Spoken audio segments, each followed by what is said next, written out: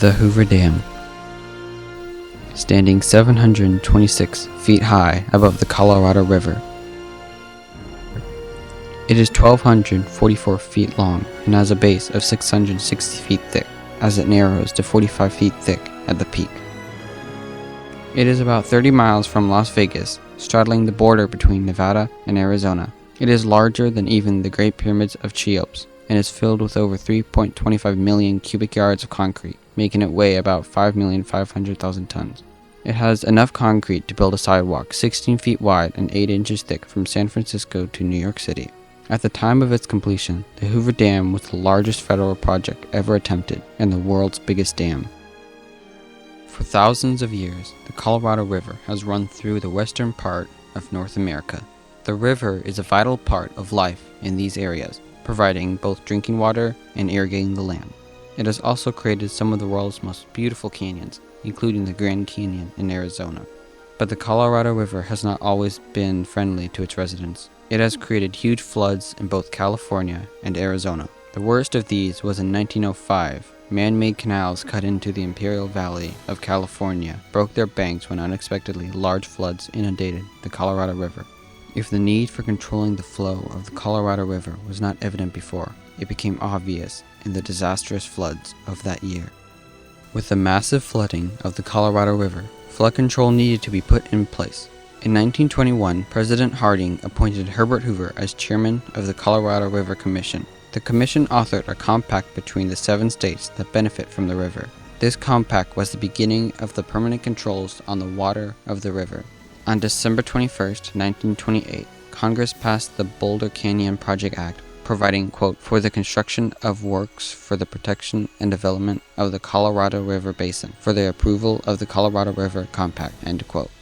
The Hoover Dam was no ordinary construction project. It was the biggest federal project of the time. A combination of 6 construction companies, known as 6 Companies, Inc., built the dam. They were given $48 million to complete the dam, and only 7 years to do so. Construction began in 1931. At the start of the project, all the equipment and workers had to be brought in by boat because there was no roads. Later, roads were built to bring in supplies and equipment. Workers were also brought to the work site by huge buses, such as this one that carries up to 150 men. Railroads were used to bring in supplies, and huge bridges were created to carry trains across the river. The first step was to empty the construction site of water, silt, and sediment. Diversion tunnels were built to drain the water away from where the dam was to be built. A total of 4 diversion tunnels were cut into the canyon. Creating the diversion tunnels was a very slow and dangerous process. Workers had to first drill holes in the rock and fill them with blasting powder or dynamite. To speed up the process, the jumbo truck was used to enable 20 to 30 men to drill at the same time. A ton of dynamite was used to blast away just 14 feet of rock. When the tunnels were finished, they were lined with 3 feet of concrete. Even with such a slow process, the diversion tunnels were finished a year ahead of schedule. With the diversion tunnels in place, the construction of the dam could now begin. To supply the massive quantity of cement needed to build the dam, 2 concrete plants were constructed to deliver the 3.5 million cubic yards of cement to the construction site. Another 1 million yards of concrete was used to construct the power plant, intake towers, and other support structures. In order to transport the cement from the plant to the construction site, a system of rail cars and overhead cable cars was created. Each car carried 4 to 8 cubic yards of cement. The cars were transported on an overhead line to the form to be filled and lowered into place. Once the men had emptied the bucket of cement, it was removed to be refilled, and the process would start all over again. At its peak, the cable car system could deliver a bucket of cement every 78 seconds.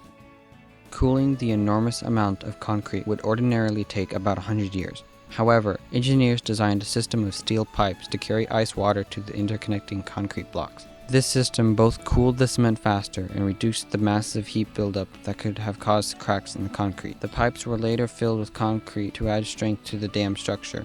6 Companies, Inc. completed the dam in 1935, 2 years ahead of schedule. This was due to the many engineering advances used in its construction, such as the light system devised by General Superintendent Frank Crowe, so that crews could work in shifts 24 hours a day. The completed dam was dedicated on September 30th, 1935 by President Franklin Roosevelt. The naming of the dam was a controversy that spanned more than 25 years and several name reversals. The original name of the dam was Boulder Canyon Project in Black Canyon. Ray Wilbur, Secretary of the Interior under President Hoover, named it the Hoover Dam in a speech opening the construction. He believed this was appropriate because Hoover was instrumental in getting the dam project started. Harold Ike, Secretary of the Interior under President Roosevelt, changed the name to Boulder Dam in 1933. As a Democrat, Ike had little respect for Republican President Hoover and said that Congress had never specified the dam be named for him. The Los Angeles Times ran an editorial cartoon at the time showing Secretary Ike's unsuccessfully trying to chip the name Hoover off of the dam. In 1947, President Harry S. Truman signed a bill officially naming it the Hoover Dam.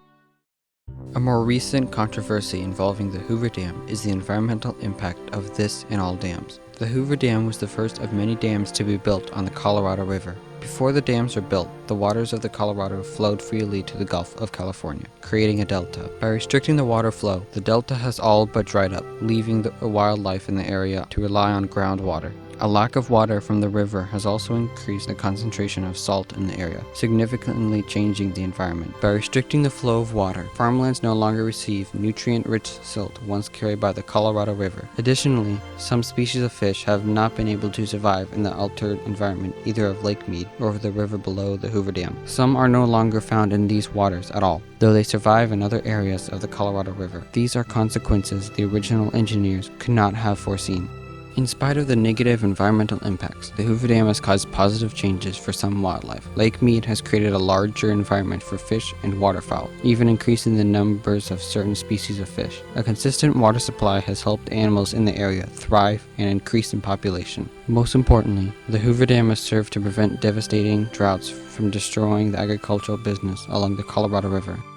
The Boulder Canyon Project Act that passed in 1928 set three main goals for the dam to be built. Quote, controlling the floods, improving navigation and regulating the flow of the Colorado River, providing for storage and for the delivery of the stored waters, therefore for reclamation of public lands and other beneficial uses exclusively within the United States, and for the generation of electrical energy, end quote. The Hoover Dam has successfully met all of its intended goals. It successfully controls the flow of the Colorado River, preventing floods and droughts. There has not been a major flood downstream of the Hoover Dam since its construction. Even with torrential rains in 1947 and 1983, the Hoover Dam controlled the water flow and averted the catastrophic flooding downstream. The Hoover Dam also creates a stable water supply for many areas that would usually not get water. In fact, the Colorado River currently supplies drinking water to over 25 million people and irrigates over 3 million acres of farmland. Additionally, the generating plant within the dam produces 11.5 billion kilowatt hours of hydroelectric power. The Hoover Dam, however, is currently experiencing a drought cycle as the water level of the river drops. Lake Mead is currently at the lowest water level point it has been since it was filled in 1941. With this low water level, the dam is not as strong as it is with a higher water level. The arch design relies on the water pressure for its stability, pushing the arch into the rock on either side of the canyon. The low water levels also reduce the amount of electricity the turbines in the dam can produce. The turbines are currently being overhauled to accommodate the lower water levels. Although there were no significant failures of the Hoover Dam, 96 men died during its construction, but none of them were buried in concrete, as some rumors say. While the dam itself was built to last, many improvements have been added. Turbines have had to be repaired, overhauled, or even replaced over the last 75 years to keep them in optimal running condition. The Hoover Dam Visitor Center was constructed in 1995 to accommodate over 1 million visitors the dam attracts every year. In 2010, the Pat Tillman Bypass Bridge was completed west of the dam to carry traffic across the Colorado River. The Hoover Dam remains an engineering marvel.